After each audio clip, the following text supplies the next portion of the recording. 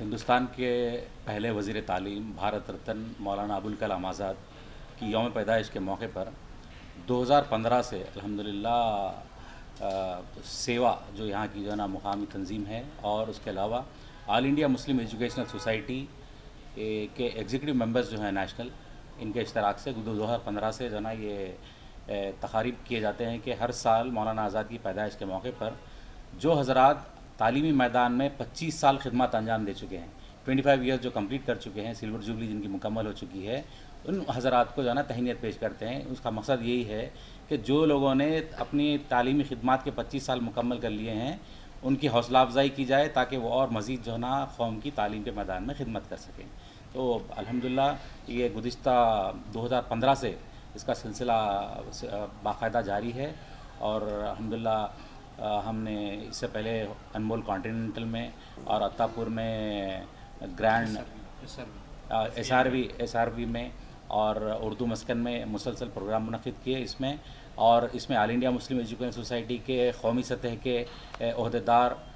شرکت کیے، اور الحمدللہ مقامی طور پہ بھی جو ہے نا کافی لوگ جو ہے نا کافی تعلیمی اداروں کے ذمہ داران اس میں شرکت کرتے ہیں۔ اور اس کا مقصد جو ہے نا کوئی سیاسی یا پھر ہمارا کوئی ذاتی مفاد نہیں ہے، صرف اور صرف جنہوں نے تعلیمی خدمات انجام دی ہے ان کی حوصلہ افزائی اور انہیں تہنیت پیش کرنا ہے۔ آج شام میں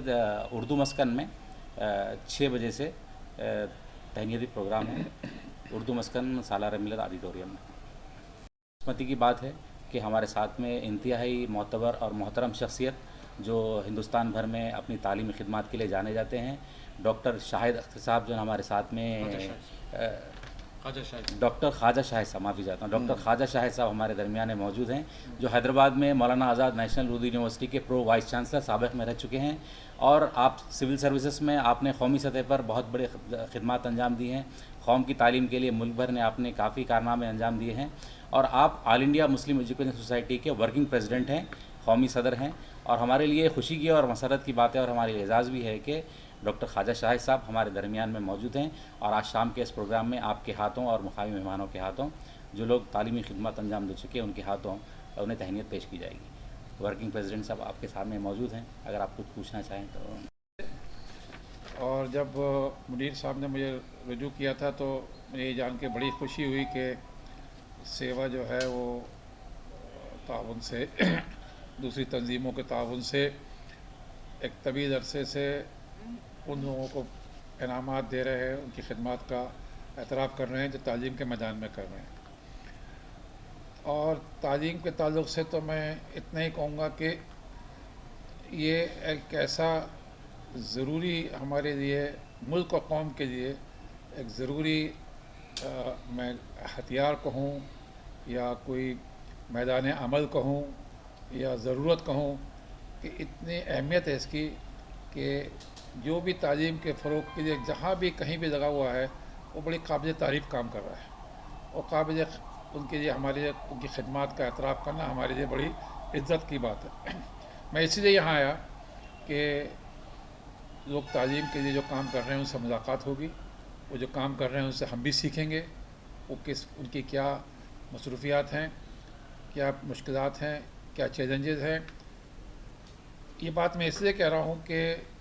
پچھلے 1.5 سال سے کووڈ کی وجہ سے تعلیم کو جو نقصان پہنچا ہے، جیسے انگریزی میں ایک لفظ کا استعمال کیا ہے لرننگ ڈیفیسٹ، بہت شدت سے محسوس کیا گیا ہے۔ جو تعلیم آن لائن کی گئی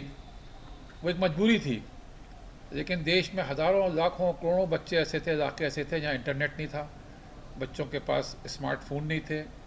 لیپ ٹاپ نہیں تھا، بعض علاقے تو ایسے تھے جہاں پہ الیکٹریسٹی بجلی بھی نہیں تھی، تو وہ سارے بچے تعلیم کے میدان میں پیچھے رہ گئے،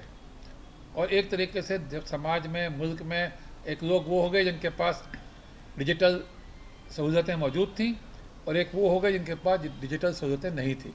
تو ایک ڈیوائڈ ہو گیا، اور جن کے پاس سہولتیں نہیں تھیں وہ تعلیم کے میدان میں بہت پیچھے رہ گئے۔ تو پورے ملک کو، حکومت کو، قوم کو، سب کو یہ سوچنا پڑے گا یہ جو لوگ پیچھے رہ گئے ہیں تو کیسے آگے جائیں۔ تو جو لوگ بھی تعلیم کے میدان میں لگے ہیں ان کی ہم سب کی بہت بڑی ذمہ داری ہے۔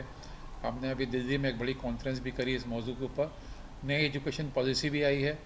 اور اس کے ہوتے ہوئے اور اس میں یہ ڈیجیٹل استعمال بڑھ رہا ہے، آن لائن تعلیم ہو رہی ہے، ڈسٹینس ایجوکیشن کی تعلیم ہو رہی ہے، تو یہ مجھے بتایا گیا ہے کہ جو ادارے جن کو یہ اعزاز دے رہے ہیں وہ زیادہ تر وہ ہیں جو ڈسٹینس ایجوکیشن کی تعلیم میں لگے ہوئے ہیں. اوپن اینڈ ڈسٹینس لرننگ یہ آج کے زمانے کی ضرورت ہے، اس کو فروغ دینے کی ضرورت ہے. یہ تو لفظ استعمال آیا ہے لیکن ایک بڑا لفظ آیا ہے جس کو انہوں نے کہا ہے کہ سوشلی اور ایجوکیشنلی بیکورڈ یا اکنامکلی بیکورڈ گروپس، اور اس میں مائنورٹیز کو بھی کور کیا گیا ہے. اچھا، اگر آپ مائنورٹیز کی بات کریں اور تعلیم کی بات کریں تو جو ہماری مائنورٹیز ہیں ملک کی ریکونائز، سکھ ہیں، جینس ہیں، پارسی ہیں، مسلمان ہیں، بودھ ہیں، تو اس میں کچھ تو کمیونٹیز تعلیم کے میدان میں کافی آگے ہیں، اچھے خاصی آگے ہیں. پارسیز ہیں، بودھ ہیں، اور کچھ بہت پیچھے ہیں، جیسے مسلمان بہت پیچھے ہیں. تو ان کو اس تعلیمی پالیسی میں جو ایجوکیشنلی بیکورڈ اور اکنامکلی بیکورڈ اور سوشلی بیکورڈ گروپ کے لیے مواقع دیے گئے، اس کا فائدہ اٹھانے کی ضرورت ہے، اور اگر وہ فائدہ نہیں اٹھائیں گے تو پیچھے رہ جائیں گے. اس لیے میں یہ کہوں گا کہ پالیسی جیسی بھی ہے سرکار نے بنا دی، سامنے آ گئی، اب اس کے عمل ہوگا، اس کو شروع ہوگا عمل درآمد. اور پالیسی کی کامیابی اس میں ہے، کامیابی کا راز اس میں ہے کہ اس کا عمل درآمد اچھا ہو. اگر عمل درآمد نہیں ہوگا تو پالیسی کسی فائدے کی نہیں ہے. تو اسی عمل درآمد میں، اس کی امپلیمنٹیشن میں، اس کے لاگو کرنے میں ہم سب کو آگے بڑھنا، جو ایجوکیشنلی بیکورڈ لوگ ہیں ان کو اس سے فائدہ اٹھانا ہے. امبریلا باڈی ہے، اور باقی جو ہمارے صوبائی سطح کے جو ایم ای ایس ہیں وہ اس پہ بہت کام کر رہے ہیں. کیرلا کی تو ہماری بہت مضبوط ہے، ہماری بہت مضبوط ہے.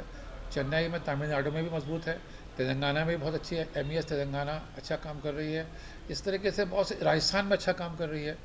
تو مدھیہ پردیش میں اچھا کام کر رہی ہے. تو بعض صوبوں میں کافی اچھا کام کر رہے ہیں. یہ لو بجٹ اسکول میں نہیں سمجھتا، یا ہائی بجٹ اسکول، تعلیم کی جو ضرورت ہیں وہ پورا کرنے کی ضرورت ہے. جو تعلیم کی ضرورت ہیں، اچھا اسکول ہو، کمپیوٹرس ہوں، ڈیجیٹل اسکول ہوں، سلیبس اچھا ہو، ٹیچرس اچھے ہوں، وہ ضرورتیں پوری کرنے ہمیں سماج کی ذمہ داری ہے. اسکول، ٹیچر، والدین، بچے، سب کو لگنا ہوگا، این جی او سب کو لگنا ہوگا، کیونکہ یہ 1 سال کا ڈیفیسٹ ہو گیا، اور اس کے لیے اب سلیبس میں تبدیلی کرنے کی ضرورت ہے. بچوں کو زیادہ محنت کرنی شاید پڑ جائے اس سال، 1-1.5 سال میں.